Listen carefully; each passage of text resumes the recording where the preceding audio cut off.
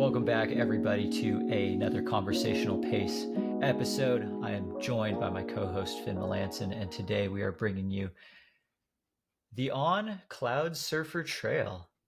Oh, we got different colors. I've actually never seen your shoe until now. We always get different color shoes. That is actually very fascinating to me because we don't request colors or anything. But like, I feel like, why do you always get like the boring colors? You like, So you got backpack.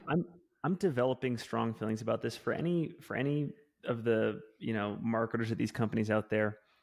I'm a big believer that the colorway can both positively and negatively bias you in certain directions. And as we'll see in this video, I mean, I have to actively work against the bias that this is one of the most disgusting colorways for a shoe I've ever seen. It's a little boring. It's just like it just looks like throw up. It was vomit colored. Mine is a very nice, great, bright coral. Looks great. Yeah, it's a nice bright Yeah. coral. Like eyes will be gravitated towards this shoe. You know, like this is a good advertising for On this color. Okay, well, they should let us pick the colorways. First side tangent out of the way before we even got going. Little disclaimer: these shoes were provided to us by On and Running Warehouse, but we're under no financial obligation to say whether we like a product or not because we want to keep these reviews authentic and beneficial for you. No one will get to preview or watch this footage before it gets published to YouTube. Yeah, On Cloudsurfer Trail. This is supposed to be the trail version of the On Cloudsurfer. It initially came out as a road shoe, and it was On's kind of first significant pivot from their traditional, very firm plywood feeling Speedboard shoes. So this has a different, different angle of Cloud Pod, which we'll dive into, as well as no plastic Speedboard. So they're actually going a little bit more traditional in the build in terms of it just being like upper midsole, outsole with less weird stuff going on. These shoes are $160. My pair came in at 10.3 ounces or 293 grams, and that's in a US size 10. The stack height, I didn't get an official number from On, but just like poking around on the interwebs, I found 25.5 millimeters in the forefoot and 32.5 in the heel for a 7 millimeter drop. That feels about right. It was kind of like your medium, almost higher stack type shoe. The upper, pretty simple engineered mesh upper, and aside from the toe cap, which isn't really it's not really giving anyone any protection. It's pretty flexible. Aside from the toe cap, though, there are no plastic overlays on the shoe, which I thought was interesting. I don't know if we've even ever reviewed a shoe that had like zero plastic overlays across it. There's kind of like thicker stitching right at the midfoot and kind of at the bottom of the tongue at the forefoot. And, that's supposed to add some of that lateral support. And as true with most other On shoes, they like to do kind of unique lacing styles. So there's like this, like almost, I'm sure On doesn't want me to call it a flywire type thing because that's Nike's thing, but it looks like a flywire. There's like flywire at the bottom as well as at the top. Does it do anything? I don't know, but it looks nifty. A little bit of denser mesh along the sides towards the bottom of the shoe. And then going into the heel cup, we have this kind of like triple fabric layer design. Oh, where did my camera go? Let's see, where were we at? So we were talking about, so going to the heel cup, we've got kind of like a 3-layer heel cup system where we've got this really beefy fabric on the bottom, and then there's this silver stitching, and then going into the engineered mesh. It gives the heel collar like a moderately stiff feel. I don't know if there's a plastic shank in here. I think it might just be the overlapping of the materials, but either way, it gives it a nice shape. We've got kind of like medium padding around the Achilles and The ankle collar, very nice, soft, like collar lining, which is nice. And then the tongue is, what do you think? Like lightly padded, light to moderate. I would say on the lighter side. Yeah, and then it gets really thin towards the top, um, to just like a single piece of fabric. And looking at the road version of just the shoe, the Cloudsurfer, this upper is not that different from the Cloudsurfer, as in true like taking a road shoe and turning it into a trail shoe type fashion. Um, yeah, we'll get into the pros and cons of that in a bit. The midsole is On's new Helion Super Foam. They call it super foam, but again, I still don't know what's super about it because it really very much feels like like an EVA type blend. Like this is definitely not like PBA or PBAX or like TPE. Um, they call it super foam. There's no laws on super foam. There's no champagne laws for super foam. What's new about it is the Cloud Tech phase midsole, which the Cloud Tech phase is the angle of the pods. So these pods are kind of diagonal and they're meant to squish down with the movement of your foot. You can see how, depending on where you are in the shoe, the pods change shape. And that definitely it lends to a very unique feel. Like, I don't know if I've ever felt a cushioning sensation like this shoe before, because it's different from other On shoes as well, and especially omitting the Speedboard. Plus that like late front rocker geometry, I would say adds to Yeah, that experience as well. little bit of rocker there. So as we said, no Speedboard, so it's just foam, which is kind of unique to On shoes. Most of the On shoes have like a plastic or like nylon, some of them carbon, Speedboard, which is in their thing, and that's always been what I thought was like the Achilles heel of the brand, where it's like, get rid of the damn Speedboard. And they're starting to have some shoe lines that don't have the Speedboard. Moving on to the outsole, it's On's own Mission Grip, which is in-house rubber, but I think we've both been texting back and forth about this, how I wouldn't normally expect it, but like neither of us have had any issues at all ever with Mission Grip rubber. We have entertained the preposterous question that Vibram grip may be greater than or equal to at least Mission grip may be greater than or equal to Vibram Mega Grip. Yeah, that might be our like way too early hot take of the episode, is that like this isn't worse than Vibram. And it's one of the few shoe brands that in-house rubber is very good. And also the base that they put it on is very thin too. Like they've got the light base figured out as well. They're so precise. They are so precise. But the one thing that the shoe has that's a little bit of unique is it's got a very kind of spread out outsole pattern, very thin lugs. Like we're looking like 2.5 millimeter lug depth, which is interesting considering how spread apart they are. From a durability standpoint, we'll get into the durability part later. But so 2.5 millimeter lugs, pretty classic looking outsole design. Bit of exposed foam, and also no rocks are getting stuck in this channel. You know, that's definitely always been a theme of On shoes, is like getting crap stuck in the bottom of the shoe. It sheds super well, actually. I ran a couple mud runs and it sheds well. Yeah. So what kind of running did you get in this shoe? 68 miles in this shoe, a little over 14,000 feet of elevation change. So climbing and descending, 2 pavement runs. That's beefy for 60 miles. Beefy. Yeah, I'm getting Cocodona training. I'm trying to get early race climbing and descending in. And then also it's just springtime here in the Wasatch. So a lot of like close to town mountains are opening up, like Mount Wire and parts of Grandeur and Van Cott. Anyways, just over 10 hours time on feet in the shoe and 10 runs on the dot. So I was averaging like 6 to 7 miles per run. I think my longest run in the shoe was 12 miles. And it was about 85-15 in terms of the breakdown of trail to road. So, you and I were both saying offline, this is probably more a road shoe than it is a trail shoe. And I sort of did the exact opposite ratio, predominantly on trails, couple road miles.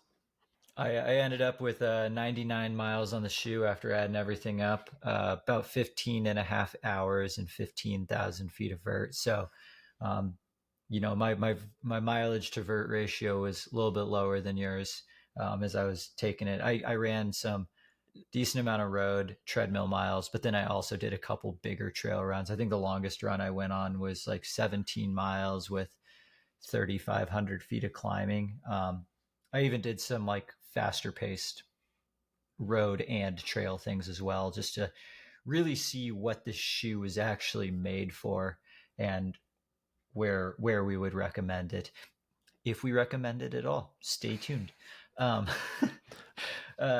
Moving on to the upper fit and sizing. Yep. Some of the reviews, like I read reviews for all these shoes. Yep. I like to I try to think that it doesn't sway the way I think about the shoes. I don't think it does. Most of the reviewers said that this shoe ran small. I don't know if I agree with that. Like, I think it maybe trends a smidge on the shorter side, but not to the point where I would be like, you have to go a half size down. Like, this is a 10 and I would recommend a 10 for people who wear 10s. Like, how did you feel? Yeah, I definitely I did read the reviews as well, and they talked about sort of the progressive roominess of the shoe, especially towards the back of the foot. I felt it more laterally, like on the sides of the back of the heel, and not like so much roominess against the heel cup. So I would not say that it ran short. I wrote down in my notes that this is more of a true to size shoe. Yeah, I totally thought it was true to size. I guess in comparison to some of the other On shoes that we've running, this is shorter. Like the Cloud, oh crap, what's that thing called? The short distance one, the something trail. Cloud something trail. It's gonna come to me. I'll just write it like a below. Thought bubble. Like we can be like, it can like be like coming towards us, but we can't say it yet. Cloud something trail. That shoe runs quite a bit bigger than this one. So I was like a true 9.5 in that one. Yeah. 10 in this. Anyways, I feel like the sizing's pretty true to size. Width wise, it's felt pretty medium across the forefoot and the midfoot. Interestingly, yeah, like as you said, like the width of the heel, like at the opening, is kind of on the wider side. I never got any heel slippage, but like I don't know. That's where the roominess was for me. I don't know if there's I don't know if there's pros or cons to that. It was just like a little bit more relaxed heel fit, which is something you see more on road shoes. We're not trying to go for that super tight, stable, like ankle and heel cup, which I like. I mean, because then this isn't going to bug my ankle bones at all. The one thing that I had with this upper that was just a little bit annoying was the like the thick overlay right across the forefoot. Mm-hmm. When I would lace up the shoe on the tighter side, I would buckle it in just a little bit and it would kind of hit the tops of my toes. Never like cause any blisters or anything, but it just made me question if that strip going all the way across was even necessary in the first place. Because on the road version of the shoe, the strip doesn't go across and it looks so much more comfortable. Yeah. What did you think about the upper and fit? Yeah, I was telling you offline, one of my wishes for the last couple of years, doing this, is just to have a trail shoe come to market, or a roaded trail shoe come to market that like has all of the comfort that you would get in a road shoe, with just a little bit of extra protection in the upper and maybe a slightly aggressive outsole. And I feel like this is a pretty close attempt at that. So yeah, I would say, like you said, comfortable but loose fitting upper. I think like a jeans analogy is a good analogy here. It's like you're not wearing those like punk rocker type jeans. These are more just these are no skinny jeans. These are like the mom jeans when you're like in the minivan, doing chores around the house type jeans. Yeah, absolutely. But they're not like a pair of like Jinko jeans either. No, exactly. Not even close. You're right. These are like full on mom jean type fit, which is like nice. Like that's comfortable. Like that's what like most of my jeans that I wear are. I like that. If I wore jeans anymore, I just wear sweats all the time. Yeah. And I mean, even with a pretty good runner's knot, I couldn't get like the best lockdown in the shoe, and I think that's maybe the biggest complaint I have. And I don't even think it should be a complaint, because this shoe is very clearly not marketed towards any scenarios where like a loose-ish fitting upper would be a problem. Hmm. Like you said offline, like I'm maybe taking this onto like double wide Jeep roads and like super buffed single track, but that's like the Yep. extent of trail. Like this really, like in the road to trail category, it's most at home on the roads. Yeah, 100%. Like for where I took this shoe, I thought the lockdown was great. Like it was totally good enough.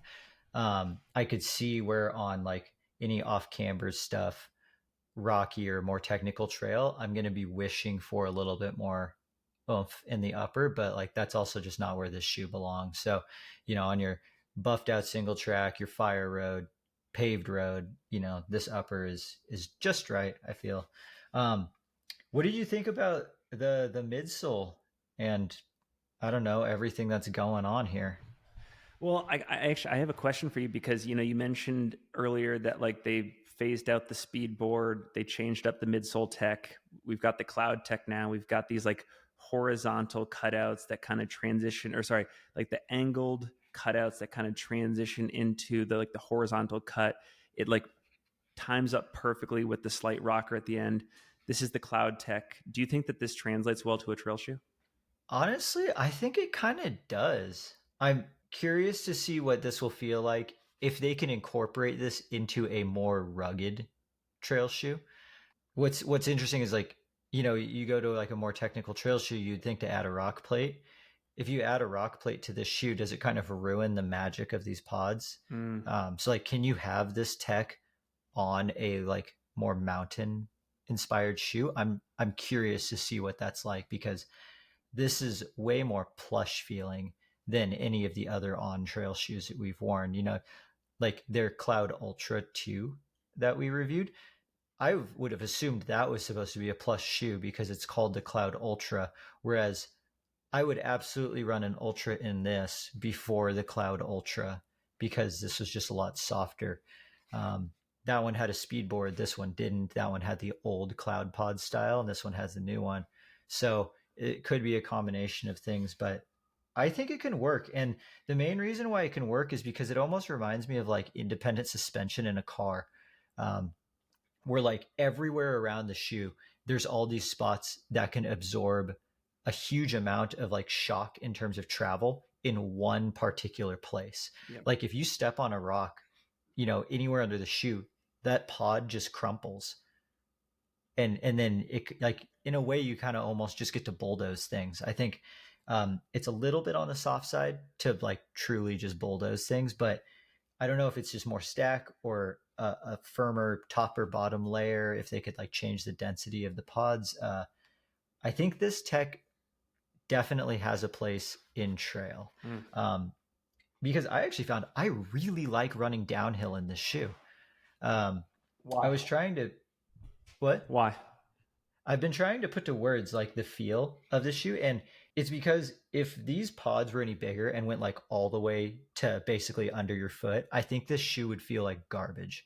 I think it would be like way too mushy, and you would just immediately bottom it out. And then once you bottom it out, you have nothing there. The way that there's still a layer of just full foam under your foot. And when your foot hits the ground and you squish these pods, you get an initial, like, really plush layer of squish, like a half inch. And then once you compress everything, you hit basically just a layer of their midsole foam, which is a little bit firmer, gives you some stability. So you get these like two phases of cushioning when your foot hits the ground. You get this Yes. plushness that absorbs everything, and then you hit this stable chunk of foam that's not hard and it doesn't feel like you just bottomed it out. Um, which I thought was really cool to have like a varying density set of cushion under the shoe. And running downhill, I got that really mushy shock absorption, but then I also got a slightly firm like toe off. I'm trying to think of, have there been any other shoes we've reviewed that have had anything close to that experience in the midsole? Honestly, the only other one that gave me it's a different feel, but like similar vibes where I was like, this is new to me, is the Adidas Terrex Agravic Speed Ultra. Interesting. Like, it's a much quicker transition and the foam has a lot more pop to it, but it was like a downhill feeling that I'd never experienced before. That was like this one where I was like, oh, I just very much truly enjoy the sensation of the cushion in the shoe and running downhill in it. And it didn't seem to get in the way when running uphill either. I had a similar experience. I haven't used the Adidas one yet, but I was going to say the Ultra Forward experience. Yeah. Um, You've logged a lot more miles on that shoe than I yeah, have. but yeah, I would agree with everything. I think you stated it perfectly. I've got one last thing about the midsole, and that's the whole shape. Now that sounds like a lot, but okay. So one thing that I noticed is over the course of the running in the shoe, my foot has gradually started shifting towards the lateral side of the shoe. And like when I put the shoe on, like you can even kind of see there's like all this space on the medial side, like by the ball of my foot. And then I'm like pushing on the edge of the upper on this side. And I thought it was because of the shape of the shoe and the fit of the upper. But then I realized something. It's that on the cloud pods on the lateral side, these holes are slightly bigger than on the medial side. Interesting. So there's more foam on the medial side. And that would mean that when your foot comes down, if you are one to Pronate. overpronate a lot, Yeah. you're going to have that additional support, which I totally am all for on the roads and like dirt roads. I thought it was great. But then on single track, I noticed that if I'm kind of running all over the place, I would just like trend outward, like I'm running like with like I just got off a horse, like very bow legged. And I started to kind of squish out that lateral side. And I think it's because these pods start out pretty wide on the lateral side and get a little bit narrower towards the medial side. I would love to see that not happen and like just make them the same size hole all the way through. So that way it's like a purely neutral shoe. So then I was thinking like, so for those who maybe do actually have some like overpronation problems and do want just some of that straight up like beefed up medial side, this would be a good option. Well, what do you see as trade-offs if they make that correction? I'm curious. I guess you would have a little bit less of just that overall support underneath the arch, but I don't I don't know what kind of trade off there would actually be. I mean, for that person that likes the way that this feels initially, like if you take away material on the inside, like Mm. they will be pissed because then they don't get this feel anymore. But I would like a more neutral ride for trail use. Um, I think that's why also over the time of testing, I just gravitated more towards road, dirt road, treadmill only in the shoe and pretty much abandoned it on the trails for like the second half of the testing because that was where like the pods and the fit and everything worked the best given the shape of everything. Yeah. Do you want to talk a little bit about the outsole? Why don't you kick things off with Yeah, Mission Grip Rubber? I did. So, and I should correct myself. I did about 7,000 feet of climbing, 7,000 feet of descending, so 14,000 feet of change overall. If I hadn't distinguished that earlier in the conversation, but did a couple ascents of Mount Wire here in the local Salt Lake City scene. About a 2,000 foot climb, 2,000 foot descent. I was shocked at, and this is why I was saying like Mission Grip over Vibram maybe.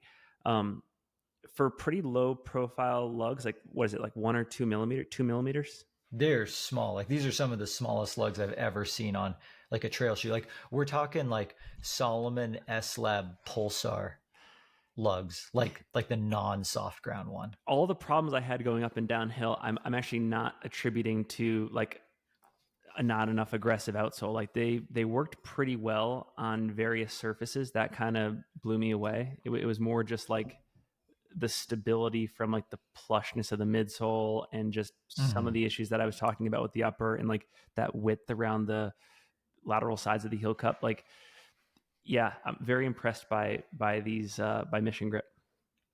Do you think On made the right decision in regards to the size of these lugs? Should they have made them any deeper, or is this fine for this shoe? That's a really good question. I mean, I think when I was imagining in my head the ideal like road shoe with beefier tread, beefy to me, like the cutoff line is like 4 mil. I think I'd love to see like 4 mil lugs for, you know, most trail settings. Like this is definitely gonna like I only did like that Mount Wire hike run just out of curiosity. I wouldn't do it in like a non review type setting. But yeah, I mean that's such an interesting proposition. Like does a certain type of like grip technology make the size of the lugs less relevant? I feel like potentially. Yeah, I don't know. Because I didn't have any grip issues in this shoe at all. The only issue that I had is with some of the durability on some of the lateral side of the heel lugs because my foot started moving towards the outside of the shoe and it's starting to like tip almost a little bit. I'm starting to get a little bit more exaggerated wear just on the very edges of the lateral side of the heel. And I'll try and show it up close, but like my lateral side on my left heel, the lugs are like pretty shaved off. That's the only bummer about having the smaller lugs, but at the same time, I don't think I'd put any bigger lugs on this outsole, even if that increases the durability, because that's also going to increase the weight. It's going to be less smooth on your hard surfaces like pavement. So I still think is the right call, even if I'm losing a little bit of durability. Because honestly, even once the lugs are gone, if the cushioning's still there, it's a road shoe, Yeah. and it's totally fine. Yeah, Um, I like that they've like erred on the side of not overbuilding things. I think the last couple On shoes we've reviewed, they've been in that, tradition of just being overbuilt. And this I think is one of their first attempts in the trail space of not doing that. And I really appreciated that. Yeah, yeah. Like as a door to trail shoe, it's like 70% door, 30% trail. It's not 50-50. Would you race in this shoe? No, I would not. No. I would not. Why not? I just think it's the issues I have with the upper just being a little bit too roomy. I like lockdown is really important to me. Yeah, I would say it all just came down to just the upper. I think if I was to make changes to this shoe to make it raceable, it would all be in just like the upper construction and just Yeah, tightening things around the heel cup a little bit too. totally. I would have this shoe in my drop bag as my emergency shoe to throw on if I need something that's just supremely comfortable. Like I'm not saying it's my blow up shoe because usually once I blow up, I don't even care anymore. But it's a shoe where it's like I started a race and like I took the gamble. I wore the fancy thing with the carbon plate, and then all of a sudden I'm like, oh, that was stupid. Like this is not the right call. I need something just comfortable. Then I'm throwing this on. That's such high So this is praise. Like yeah, like I think I would just throw it on because it's a comfortable shoe. that'd be a good audience question. What is your blow up shoe and why? Cloudsurfer Trail for me, actually. Yeah, I think that's the only scenario where I'm putting it on for a race because it's like I do love just like running in this shoe. So then it's like, oh, bro, wouldn't you just throw it on at something like Javelina? I think I would throw it on at Javelina if the faster shoe that I started in stopped working for me. But I don't know if I would just start in this shoe because I feel like I want to think my body can handle some of the shoes that are a little more explosive for like a runnable 100 or something like that. Yeah.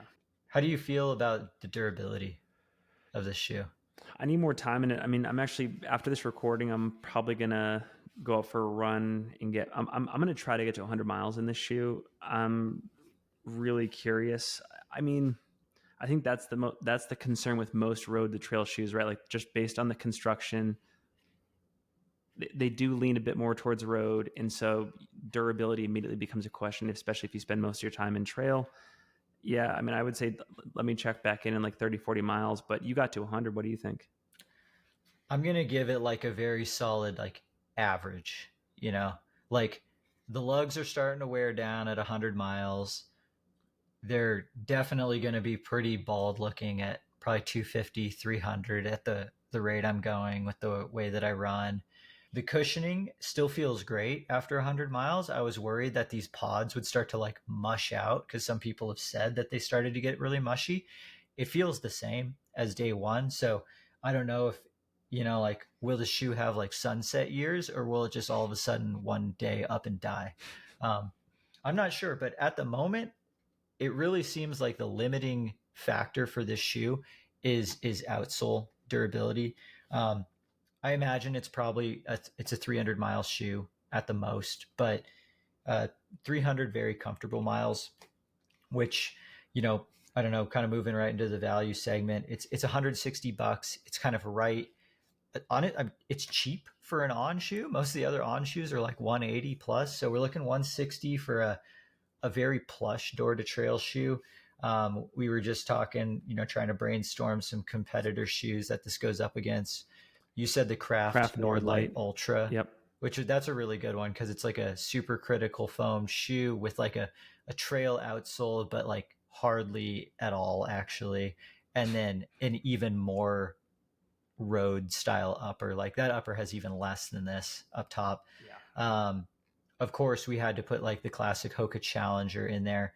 I think the most current Challenger is better on trail than this, but also a little bit firmer. Like I prefer this on the roads than the Challenger. Two shoes that we haven't reviewed yet, but also definitely would slot right into this door to trail category: the Nike Pegasus Trail, and then the Saucony Ride TR, which is just a Saucony Ride with a slight trail outsole. Yeah, I think 160 is fine. I think if it honest, and this is kind of funny too, but like if it didn't say on the side, I think 160 would be slightly overpriced. But then because you get to like, you know, rep the trendy On logo, that's like worth $20 right there. Oh yeah. How do you feel about that? Like how superficial have we become? We're too far gone. I mean, but there is that like that name branding thing too, and like I think you buy the shoe and it's like, I expect a like I have a quality standard with On, and I think this shoe very much hit it in terms of it being very comfortable. Like I've said it before, I'll say it again. On uppers are just some of the most comfortable uppers in the game. Yes. And I'll fight anyone who disagrees with me on that one. We're booking the next pay-per-view fight in the comments. Yeah, we'll be Finn and I'll each get different people, and we can open it up for the Mike Tyson Jake Paul fight. That's going to be on Netflix at some point. You can count on me in the parking lot at 2 p.m.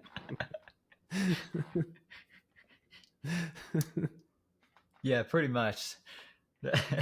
Good movie quote. Good reference.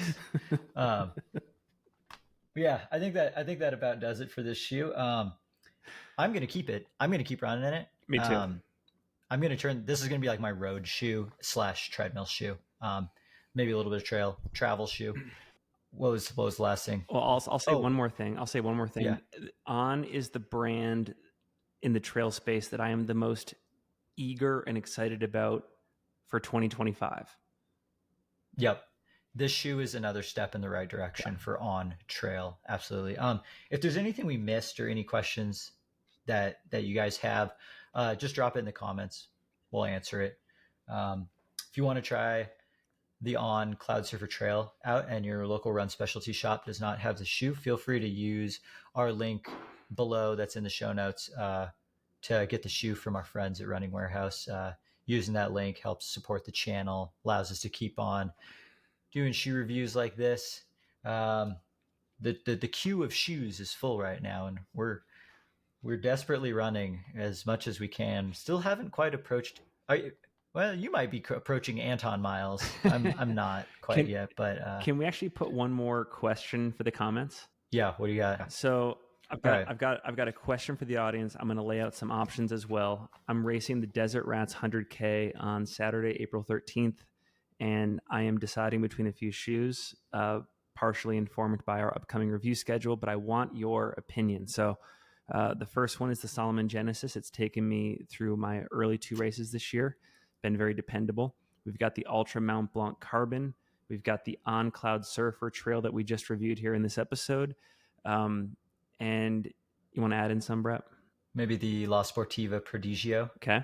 Let's throw the VJ Max 2 in there. So okay. The phone lines will be open at the end of this episode. 1-800-CONVERSATIONALPACE. One for no, I'm not going to go through that. But yeah, let us know. Let us know in the comments, and we'll put this up on Instagram so people can actually vote. You will be the one to determine Finn's fate at the Desert Rats 100K.